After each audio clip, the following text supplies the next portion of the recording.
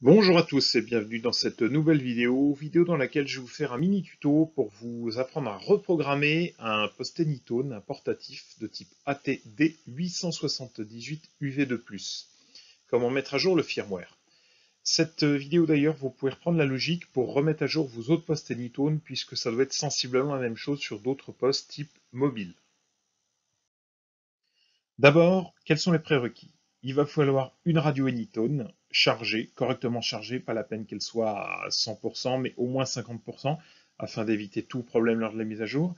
Ensuite, il va falloir également le cordon de programmation USB qui est fourni avec la radio, un PC sous Windows et si possible une connexion Internet si vous souhaitez télécharger le firmware, et la connexion Internet n'est pas nécessaire si vous l'avez déjà sur clé USB. Ensuite, avoir sauvegardé au préalable les canaux que vous aviez enregistrés dans la radio, le fameux code plug. Parce que dans la procédure de mise à jour, on va tout effacer, on va réinitialiser la radio une fois que le firmware aura été remis à jour. Donc c'est important de faire des sauvegardes avant. Commençons par la première étape. Tout d'abord, vous allez allumer votre radio et désactiver le GPS ainsi que l'APRS, car ceux-ci peuvent interférer pendant la mise à jour et provoquer des problèmes. C'est parti. Alors, commencez par allumer votre poste.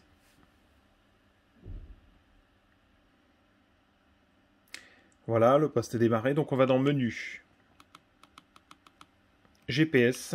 On commence par désactiver le GPS parce que sinon ça peut poser problème. Donc là, 1 ou 2, on laisse sur 1, GPS off. Et ensuite, on va dans APRS, Upload Type, None. Voilà, le GPS et l'APRS sont désactivés. Ensuite, étape 2, télécharger et installer la dernière version du CPS Anytone ainsi que le dernier firmware en date. Pour télécharger le dernier firmware de l'Anytone, je vous invite à vous rendre sur le site passionradio.fr. Je mettrai le lien ici directement sous la vidéo. Pour ceux qui n'ont pas accès au lien, il vous suffit d'aller sur le site passionradio.fr, rubrique matériel pro et amateur, ici Talkie-Walkie, radio numérique, radio DMR, Anytone, et ensuite de chercher la page ATD878 UV2+. En bas de page, vous trouverez ici tout un tas de liens qui permettent de télécharger des manuels de logiciels. Celui qui nous intéresse, c'est celui-ci. Logiciel CPS AT blablabla, version 2.03, datant de novembre 2021, la dernière en date à l'heure où je tourne cette vidéo. Téléchargez-le.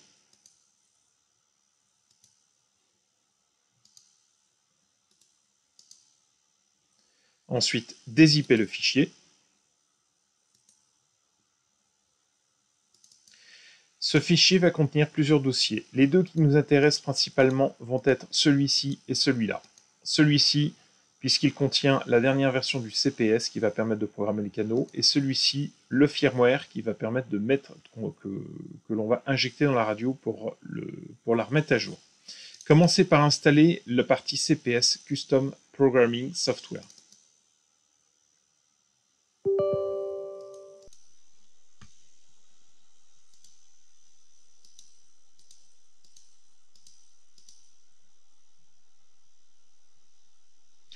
Lancez le CPS.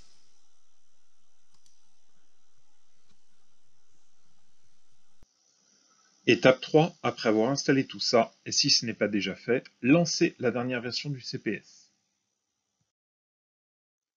Étape 4, allumez votre poste radio Anytone dans un mode particulier qu'on appelle le mode DFU pour recevoir les mises à jour, et connectez-le au PC avec le cordon USB.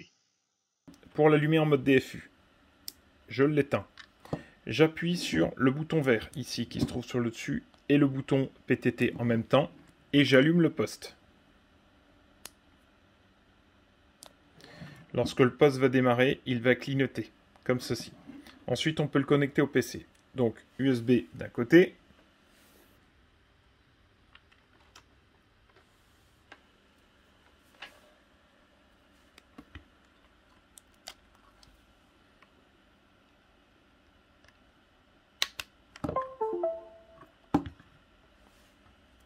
Ensuite, il va falloir sélectionner le bon port COM.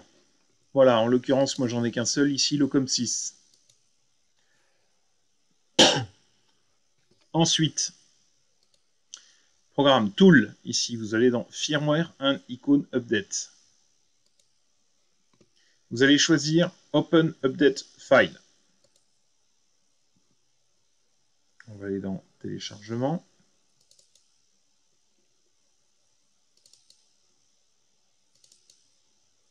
Là, je vais cette fois-ci dans le dossier qui termine par FW pour firmware. Et je sélectionne le dernier, le fichier .spi. File Open Succeeded, c'est mal traduit. Bon voilà, il a bien réussi à ouvrir le fichier. Et ensuite, il suffit de cliquer sur Write. Write Radio, continue, yes. Donc, ça écrit le fichier.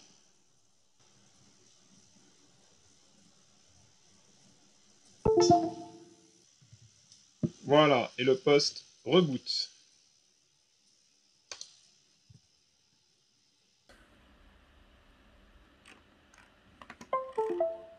Étape 6, réinitialiser votre radio. C'est l'étape qui va permettre de prendre en compte la mise à jour. Pour ceci, on peut la débrancher. Vous l'éteignez. Ensuite, il va falloir appuyer simultanément sur le bouton PF1, celui-ci, et sur le bouton PTT en même temps.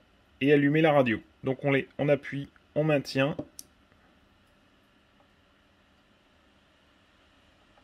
Voilà, là on peut lâcher. Are you sure you want to initialize the radio? Êtes-vous sûr de vouloir initialiser la radio? Oui, confirme. Là, on confirme.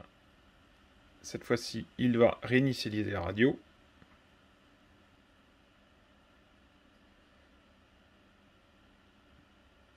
Ensuite, il va falloir changer UTC+. Donc là, l'heure, ici actuellement, il est 19h23, heure UTC 18h23. Donc je suis en UTC +1. Nous sommes le 29/12/2021. Il est 19h.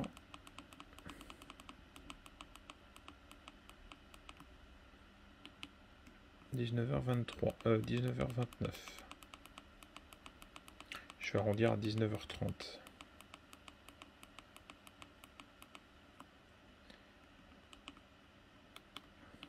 Voilà.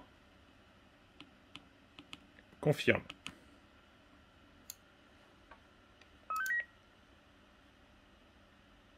Donc là, par défaut, le poste est entièrement réinitialisé. Il va donc falloir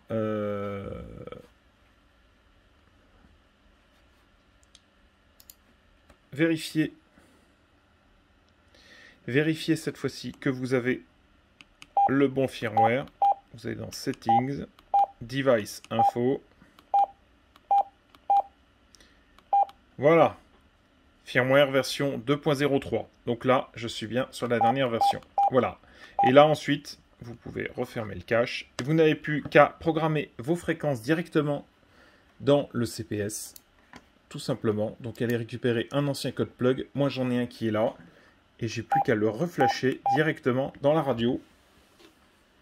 Étape 7, c'est terminé. Vous n'avez plus qu'à reprogrammer vos canaux dans la radio, soit en remettant manuellement votre firmware et vous reprogrammant manuellement tous vos canaux, soit en réappelant un ancien code plug.